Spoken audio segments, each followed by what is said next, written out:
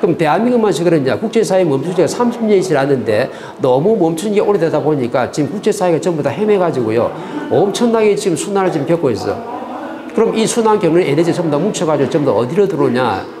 쫙하게 어떻게 돼? 우리가 이렇게 지금 아프게 삽니다라는 파장을 전부 다 이렇게 해가지고 천손들이 사는 이 뿌리에 정확하게 되게 돼. 그 파장이 전부 다 미치게끔 돼 있어요. 그럼 내가 지금 뭔가 좀 몸이 안 좋다. 뭐 암이 걸렸다. 병원에 가니까 좀 몸이 좀 뭐 심각하더라. 이렇게 지금 내가 아픈 사람들은요. 내가 아픈 게 아니에요.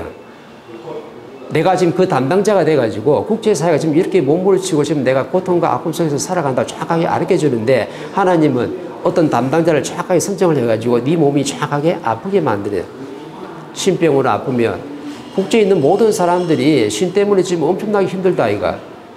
내가 지금 암으로 아프면요. 국제에 있는 모든 사람들이 지금 다 암이 걸려가 전부 다 엄청나게 많은 사람이 죽고 있는데 이 사람들이 전부 다 암이 걸려 죽는 걸 누가 책임져야 되냐면 전부 다 대한민국 전부 다 청소년들이 홍익 인간 지도자들이 전부 다 책임이 있는 거예요.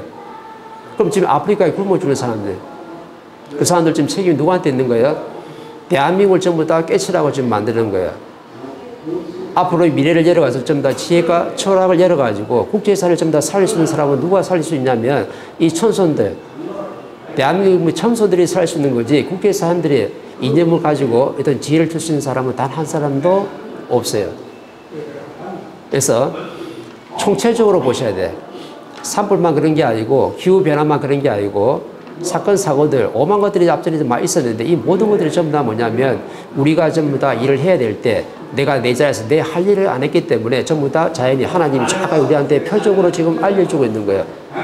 국제사회에서 주는 표적. 대한민국 전부 다 헤매고 있어가 전부 다 아파서 몸을 쉰다는 표적을 나한테 주고 있는데 그 에너지를 누가 받았냐면 내가 담당을 해가 정확하게 아프게 돼 있어요. 근데 대한민국 사람들이 엄청나게 강하다 보니까 내가 암이 걸려서 다음날 죽게 되는데도 꼼짝도 안 해요. 옛날에 멘토가 처음 공부했을 때 내 앞에 인연들이 왔는데 어떤 사람만 왔냐면요. 자연에 연결시켜준 사람이 전부 다 암 환자였어요. 암 환자인데도 암 환자가 어떤 사람 보냈냐면 이제 암 초기에 있는 사람이 아니고 전부 다 암 말기. 암 말기가 그래가지고 엄청나게 고통스러웠어요. 어떤 정도로 고통스러웠냐면은 내가 도랑이 올 때 이게 마약 주사를 안 맞으면은 절대 올 수가 없는 환경이에요. 이 인연에 대해서 이 사람한테 뭐 했냐면 나는 이 사람이 왜 어려지는 걸 정확하게 공부를 시키고 그 다음에 이 사람이 이제 공부할 수 있도록 환경을 딱 만들어주니까 내가 도랑이 올 때 몸이 아파가지고 암이 걸려가지고 내가 마약을 주사를 안 맞으면 꼼짝도 못하는 사람들이 어떤 일이 발생했냐면 내 공부로 딱 돌았으니까 전부 다 이제 올 때 마약을 안 맞고 와줘요. 너무 편하대. 이렇게 뭔가가 내가 말년에 마지막 인생을 갖다가 전부 다 이렇게 공부를 해서 조금이라도 100일만이라도 공부를 해야 떠난 사람이 있고 암 선고가 이제 받은 지 얼마 안 돼가지고 이제 몇 개월 있으면 죽어야 될 사람도 있는데 내가 내일 당장 죽는데도 내 고집이 강하고 내 주장이 강한 사람들은요 그렇게 아파도 그 아픔을 전부 다 소화시킬 수 있을 정도로 고쳐지지가 않아요. 엄청나게 강한 사람들이라. 내 고집이 안 가면요 절대 그렇게 암이 발생되지가 않거든요. 근데 어떤 사람은 멘토한테 와서 내 고집을 딱 내려놓고 눈물을 흘리며 내 인생을 잘못 사는 것 같다고 얘기를 하니까 그때부터 내 몸이 좋아지기 시작하는 거예요. 그래서 돌아가실 때도 엄청나게 편안하게 돌아가셨어요. 근데 어떤 분들은 마약 진통제 주사를 맞고 오면서도 내 고집과 내 아집을 갖다가 내려놓지를 안 하는 거예요. 이렇게 간 분들은요, 엄청나게 전부 다 마지막까지 전부 다 아픔 속에서 전부 다 헤매고 한 거예요. 멘토가 왜 이런 말 하냐? 대한민국에 살아가는 모든 사람들이요, 신들이 전부 다 최고의 신들이기 때문에 질량이 크다 보니까 고집이 전부 다 엄청나게 강해요. 그래서 내가 제자들한테 항상 무슨 공부 시키냐면 바보 되는 공부 시키는 거예요. 최고의 신들이 와 있는데 내가 저 사람한테 잘난 척하고 내 말에 맞다가 주장해봐야 무슨 소용이 있어요. 공부는 다른 게 아니에요. 법문 많이 든다고 공부도 아니고 지식을 많이 갖춰서 그것도 공부도 아니고 공부는 그런 게 아니에요. 내가 100이라도 내가 갖춘 게 있다면 100이라도 내가 자연의 법칙을 내가 알았다면 이제 사람을 대할 때 내가 어떻게 되냐면 좋을 때 내 잘났다 하면은 안 되는 거라. 겸손하게 상대가 하는 말을 잘 받아들이면서 내가 상대를 존중하고 있으면요, 내 업은 이때부터 소멸되는 거야.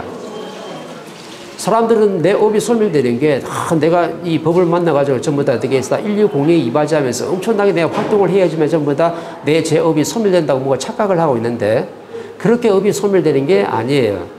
내 앞에 있는 사람을 내가 존중하면서 이 사람이 하는 말을 내가 잘 받아들이고 서로 소통하면서 잘 지내면요, 이때부터 서로한테 인생 살아가는데 도움이 됐기 때문에 내가 상대를 정확하게 이롭게 만들어가지고 내 죄업은 이때부터 전부 다 소멸되게끔 돼 있어요. 그럼 내가 멘토가 물어볼게요. 특히 베이비 부모분들이 그런 분들이 많은데, 내가 법을 만나가지고, 정법을 만나가지고, 내가 엄청나게 공부해가지고, 한 3년 공부한 들이 좀 널리 사람을 좀 이롭게 하자니까, 저는 아직까지 때가 안 됐다고. 7년 공부하는데 내가 물어봤어요. 이제는 7년 공부했으니까 널리 사회를 갖다 좀 이롭게 해야 되지 않습니까? 그래서 사회 활동을 좀 하시라니까, 나는 아직 공부에 질량이 모자라기 때문에 공부가 다 된 다음에 내가 인류 공예에 이바지한대. 어떤 십몇 년 공부한 분이 나한테 왔어요.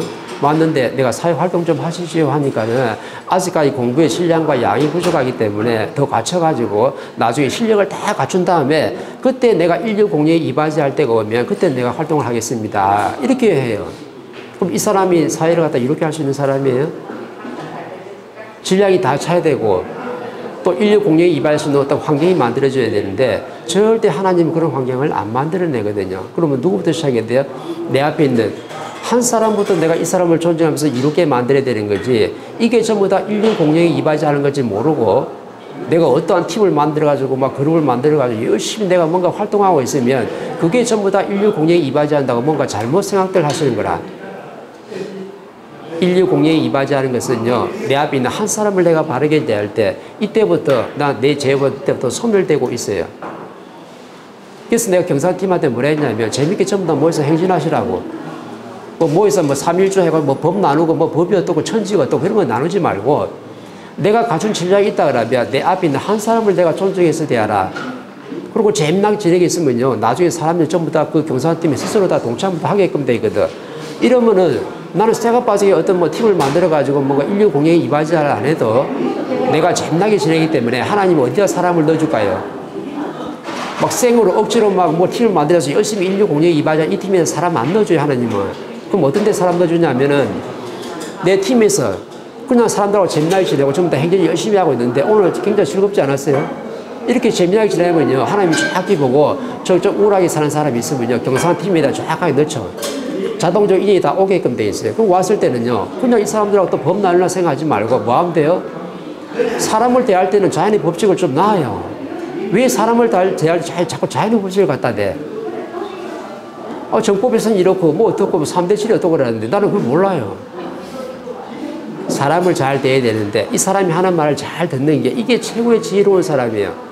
그래서 내가 바르게 내가 법을 공부한 사람이 맞다 하면 가장 지혜로운 게 바로 뭐냐면 내 앞에 있는 한 사람을 존중하면서 이 사람이 하는 말을 내가 잘 들어가지고 맞다 아니다 잣대만 안 되고 있으면요, 내가 이 사람한테 도움되는 인생을 산 거예요. 이렇게 지나면요, 우리 생각의 질량이 좋고 에너지가 좋기 때문에 이 우주를 갖다 운행하는 방식이 달라져가지고 산불이 나요, 안 나요?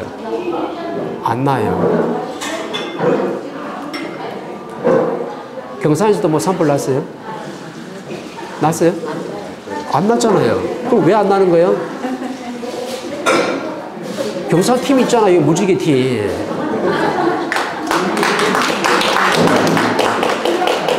이렇게 돌아가는데 여기 경산에 산불이 일어난다? 절대 그런 법이 없어요. 그래서 한 지역에 한 인재만 있어도 참 그한데 이 무지개 팀이 있어가지고 인재가 지금 몇 명이에요 지금? 이런데 산불이 난다? 없어요. 그래서 내가 자연의 원리를 설명해 주는데 사건 사고들 갖다가 하나하나 짚지 말고 통으로 좀 더 풀어야 되는데 내 생각의 질량이 좋은 사람이 어떤 한 지역에 살고 있으면요, 그 지역에는 절대 사건 사고가 안 난다. 이 사람들이 다 성장할 때 기다려주고 어느 정도 성장했으면요, 좀 더 이 사회와 이 국민들한테 전부 다 도움되는 인생을 다 살 거기 때문에 성불은 주면 줘도 절대 그런 일이 안 생겨요. 그죠? 그래서 그게 엄청나게 중요한 거예요. 내 생각을 전부 다 우주를 전부 다 운행한다. 그래서 경산에는 무지개 팀이 있기 때문에 이 경산에는 절대 사건 사고가 안 나게 되어 있고 이 경산의 무지개팀들이 재미나게 행진하고 있으면요, 우리 집안에도 성불 받을 수 있는 건 전부 다 성불 다 들어오게끔 되어 있어요. 멘토는 이걸 전부 다 추구하는 사람이지, 뭐 자연의 법칙을 논하러 온 사람이 아니라니까요.